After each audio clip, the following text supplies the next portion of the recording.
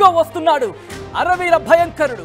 సముద్రంలో దొంగలకి మరీ ముఖ్యంగా ఉగ్రవాదులకి దడ పుట్టించే వాడొక్కడొస్తున్నాడు. వాడు అడుగు పెట్టాడంటే దొంగలకి ఇంకా పరారే. వాడు అడుగు పెడితే ఉగ్రవాదులు ఎక్కడున్నా ఉరికించి కొడతాడు. వాడు వెళ్తున్నాడు, వాడు వచ్చేశాడు, వాడు వస్తున్నాడు. వాడే మన ఐఎన్ఎస్ విక్రాంత్. ఎస్, భారత్ పాకిస్తాన్ మధ్య ఉద్రిక్తతలు పెరుగుతున్న నేపథ్యంలో ఇప్పుడు రంగంలోకి దిగాడు ఐఎన్ఎస్ విక్రాంత్. పహల్గాం దాడి వ్యూహాత్మకంగా కేంద్రం అడుగులు వేస్తోంది. పక్కా ప్లాన్ ప్రకారం అరేబియా సముద్రంలోకి ఐఎన్ఎస్ విక్రాంత్ దించింది. ఐఎన్ఎస్ విక్రాంత్ లో రాఫెల్ యుద్ధ విమానాలతో మోహరించిన పరిస్థితి. 36 ఎయిర్ క్రాఫ్ట్లను ఏకకాలంలో తీసుకువెళ్లగల సామర్థ్యం ఉంది ఐఎన్ఎస్ విక్రాంత్కి. ముంబై తీరంలో అన్ని ఏజెన్సీలను అలర్ట్ చేసింది కేంద్రం. ఐఎన్ఎస్ విక్రాంత్ ని మోహరించింది. పాకిస్తాన్లో ఇప్పుడు వణుకు మొదలైంది. ఇప్పటికే కరాచీ తీరంలో సర్ఫేస్ టు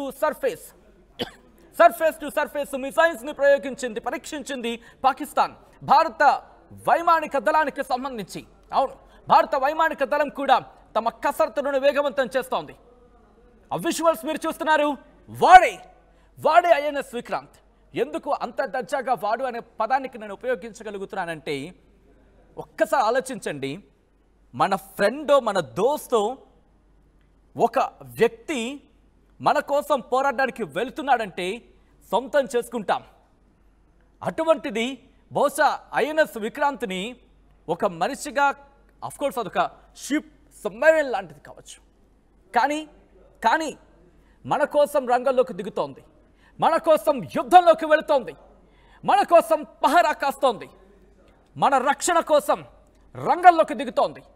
ఐఎన్ఎస్ విక్రాంత్కి సంబంధించి ఒక్కసారి మీరు చూస్తున్నారు. మగాడిరా ఒక సాధారణంగా అంటూ ఉంటారు, మీసాలు మెలేసిన మొగాడిలా వెళ్తున్న ఆ సందర్భాన్ని మీరు చూడొచ్చు. బహుశా ఈ పదానికి సంబంధించి మన సినిమాలో వింటూ ఉంటాం. ఒక్కసారి చూడండి ఐఎన్ఎస్ విక్రాంత్ రాజసం చూడండి.